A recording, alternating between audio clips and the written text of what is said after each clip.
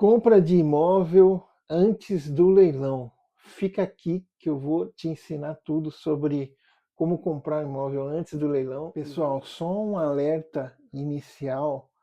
Esse trecho do nosso curso, esse trecho que eu estou colocando aqui no YouTube, ele não é uma dica de investimento. Não façam loucuras. Essa forma de negociação, ela tem que ser feita por investidores experientes, tem que ter uma assessoria de um advogado.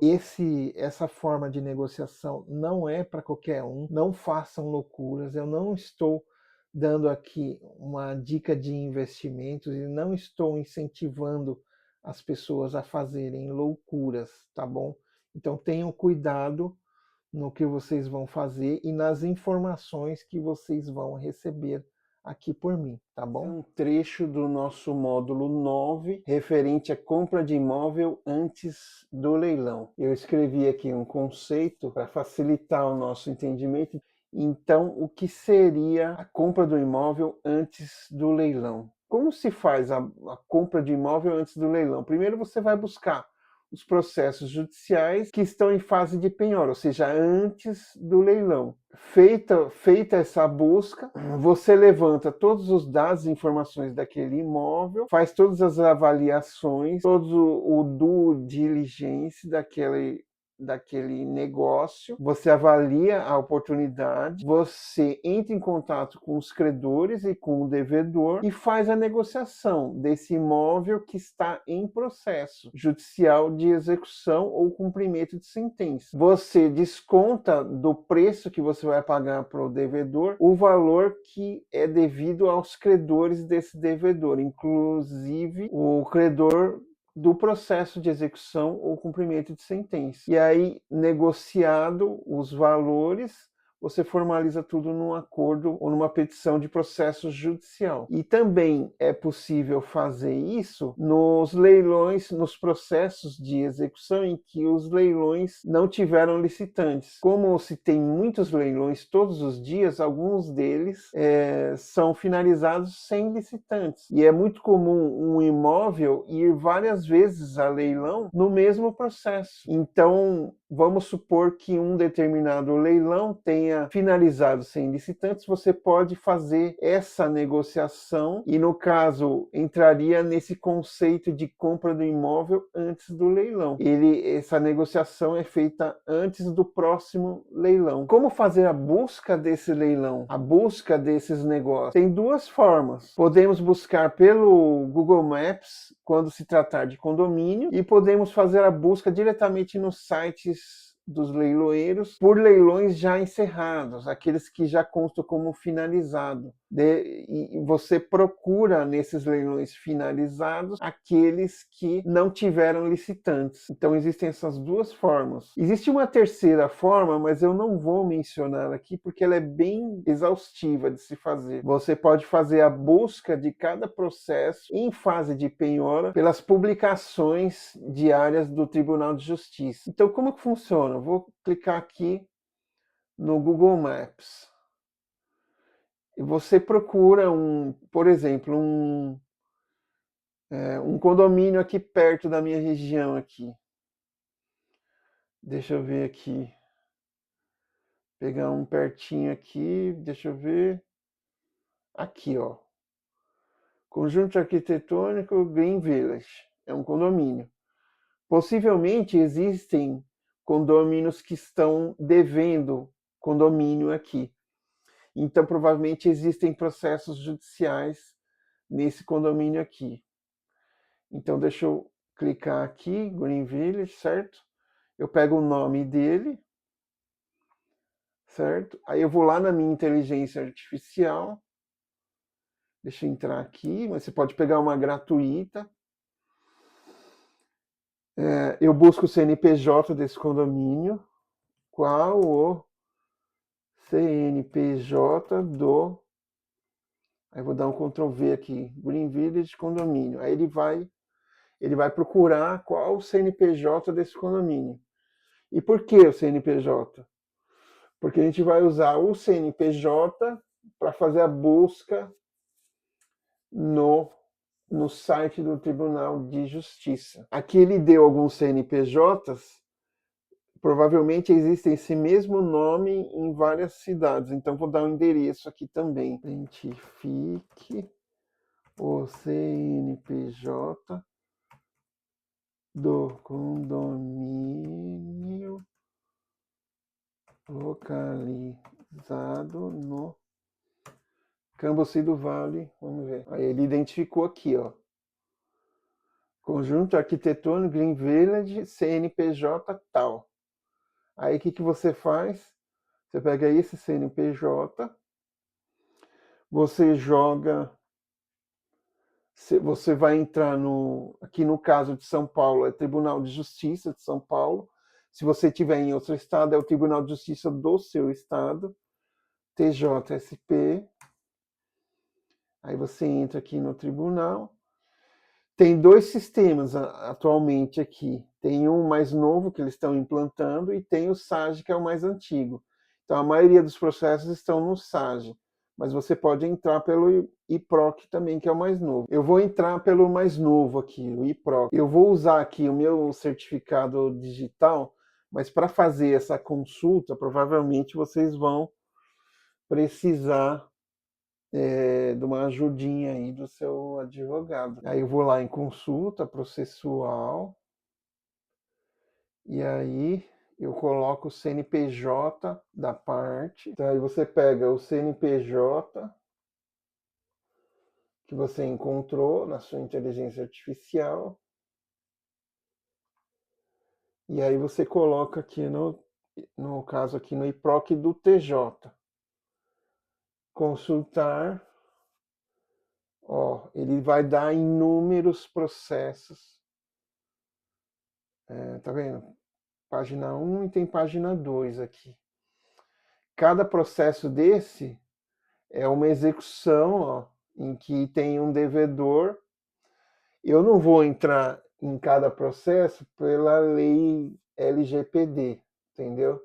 Para não expor os dados dos devedores aqui. Mas você consegue verificar os imóveis, você consegue verificar em que fase que está o processo, você consegue identificar se já está na fase de penhora, se já está na fase de leilão, todos os dados de credores, todos os dados de imóvel, matrícula, tem tudo aqui. E você vai precisar de todos esses dados para fazer essa estratégia de negócio. Então você pode observar aqui que tem vários processos, e aí você vai entrar e vai identificar todos esses dados. Outra forma de fazer isso é pelo Jus Brasil, mas o Jus Brasil é pago. Eu vou colocar aqui o CNPJ que eu quero, que é lá do condomínio. Aí ele cobra, tá vendo? A outra forma de você fazer essa busca é buscar em sites de leiloeiros pelos leilões encerrados. Vou colocar aqui, Mega Leilões, e aí vamos entrar aqui, vamos ver se tem algum encerrado. Categorias, leilões realizados. E aí ele vai te dar todos os que foram finalizados. Esse, por exemplo, ele foi finalizado, não teve lances. Esse é um exemplo. E ele é um processo judicial. Você vem, ó, você tem o edital, matrícula. Vamos ver se tem fácil aqui o número, ó, número do processo. E provavelmente ele é que está fora aqui para mim de sistema. Mas ele já te encaminha direto pro. Eu estou gravando no domingo, então tá fora lá. O site do TJ está fora, entendeu? Mas você clicando aqui, ele abre o processo e tem todos os dados do processo, credores, matrícula, imóvel, tem tudo. Embora você já consiga aqui na própria matrícula, a própria matrícula ela vai conter todos os dados do imóvel, as penhoras, os credores, dados do devedor, vai ter tudo aqui. Tá vendo? A localização do condomínio. Você tem processos trabalhistas, você tem o processo da telefônica que a gente viu lá. E aí você já tem esses credores, certo? Você tem aqui o leilão. você vai utilizar todos esses dados de credores e devedor para fazer essa negociação dessa estratégia de compra anteriormente ao leilão. Como não teve arrematação, provavelmente esse processo vai ser levado novamente a leilão. E isso você vai verificar aqui, ó, nesse processo, a situação em que ele está. Não teve arrematação, então provavelmente vai ser levado novamente a leilão. E é aí que você entra negociando. E como não teve lances, não teve arrematação, nem interessados, você conseguiria um valor melhor de negociação, tanto com os credores quanto com o devedor. Essas são as formas em que você faz a busca dessas oportunidades. Se você conhece alguma outra forma de fazer, deixa aqui nos comentários, que vai ser importante para nós. Feita a busca dos dados dos credores, do devedor, do processo, os dados do imóvel, aí você faz o due diligence. E aí você vai utilizar todo o conhecimento do nosso curso. Volta lá no slide 42 para verificar quanto de procura do imóvel que existe. Tem lá explicando qual site que você vai utilizar. Pode fazer por inteligência artificial, tem o prompt. Aí você volta no slide 43 para fazer uma triagem inicial desse caso. Aí ele vai te listar na inteligência artificial todos os pontos positivos, os pontos negativos, os riscos. No slide 50, para fazer toda a análise jurídica, ele vai te listar aqui no slide 50, pelo prompt de IA, todas as análises jurídicas, os riscos, os problemas que podem existir nesse imóvel. Você volta lá no slide 89 para verificar o valor de mercado do imóvel. Isso a gente faz em alguns sites, também indica o site. E nós temos também os prompts de IA, que faz o laudo de avaliação, como se fosse um laudo mesmo, feito por um perito, e faz um laudo de liquidez também, demonstrando qual a liquidez desse imóvel no mercado. Isso no slide 90, no slide 91 e no slide 92 você faz análise financeira e tributária do caso para saber quanto que você vai pagar de tributos, de despesas. Tem uma série de itens que você analisa, mas no geral, resumindo todos esses slides, você faz a busca dos processos do devedor nos âmbitos estadual, federal, de todo o Brasil. Então, são TJs de 27 estados, territórios de justiças federais. Isso dá para fazer manualmente, indo de tribunal em tribunal, só que é bem trabalhoso. Ou vai direto no... Eu uso Mega Consultas, não ganho nada para fazer essa indicação aqui, mas eu uso Mega Consultas. Eu uso aqui o Mega Consultas, e aí tem uma parte judicial aqui, consulta jurídica, ó, consulta de processos por CPF ou CNPJ. A gente vai consultar os processos, os processos do devedor, então você põe o CPF dele e ele vai listar todos os processos que ele tem. E são todos os credores com quem você vai ter que negociar para fazer essa estratégia que a gente ensina aqui. Listado todos os credores, você vai ter o e-mail de todos eles, o telefone, você vai negociar com todos esses credores e com o devedor. Então você vai pegar aqueles valores das dívidas e vai abater do que você vai pagar para o devedor. E aí você formaliza por petição no processo judicial ou nos processos judiciais. E aí você considera IPTUs e TBI também, despesas de escritura e cartórios também. Os riscos da compra do imóvel antes do leilão. Quando você vai comprar um imóvel antes do leilão, você vai fazer já existindo um processo judicial em curso de execução ou em fase de cumprimento de sentença. E quando isso acontece, existe o risco de alegação de fraude à execução ou fraude contra credores. O que é a fraude à execução? É quando o devedor ele vende um imóvel no curso do processo de uma execução ou no curso de um processo que está em fase de cumprimento de sentença, que é a execução também. Ou seja, você frauda a execução, você deixa de pagar o seu credor daquele processo para vender o seu imóvel, receber o valor do imóvel e dane-se o credor no processo. Isso seria fraude à execução. E ocorrendo a fraude à execução, o efeito civil da fraude à execução é a ineficácia da venda.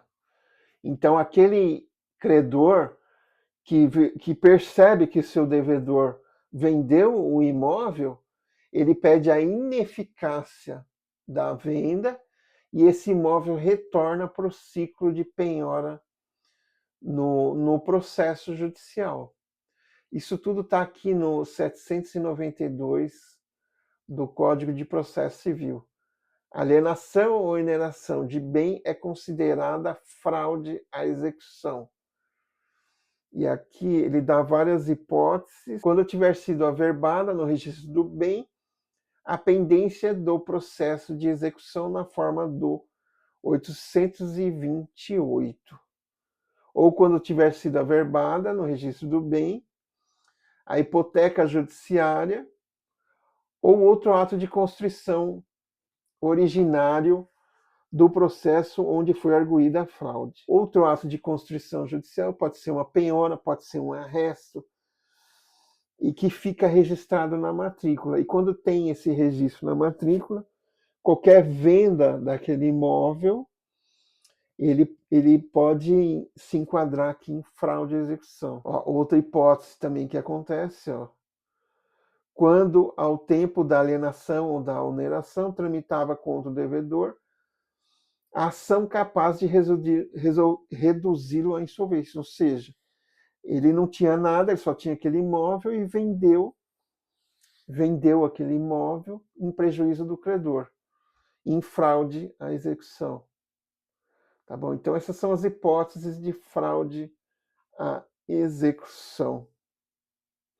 E aí no parágrafo 1º ele fala: a alienação em fraude à execução é ineficaz em relação ao exequente. E o que isso significa? Que aquela venda feita pelo devedor, ela é ineficaz contra esse exequente. E qual que é o pulo do gato? Quando que essa venda não será ineficaz? Quando você negociar com todos os credores, inclusive o credor da execução, porque ele recebendo a quantia dele, ele não tem como alegar fraude à execução. Ele nem vai querer alegar fraude à execução, porque ele já está recebendo o crédito dele. Você negocia com o credor para que não ocorra fraude à execução. E qual que é o risco de ocorrer a fraude à execução? Você deixar passar um dos credores do devedor. Você tem que negociar com todos os credores. Se passar um, esse um pode alegar fraude à execução se ele já tiver processo em curso. O efeito civil é a ineficácia da venda e você pode perder o imóvel e perder o dinheiro que você pagou para o devedor e para os credores. Para você reaver esse dinheiro vai ser bem difícil e burocrático. Aí eu até coloco aqui: investidor perde o imóvel e fica obrigado a entrar com ação contra os credores e contra o devedor para tentar ressarcir os valores pagos. Contra os credores, talvez você consiga. Contra o devedor, você perdeu, você não vai conseguir. Se ele está devendo e está perdendo o imóvel, ele não vai te pagar nada. Entendeu? Então esse é o grande risco de comprar o imóvel antes do leilão.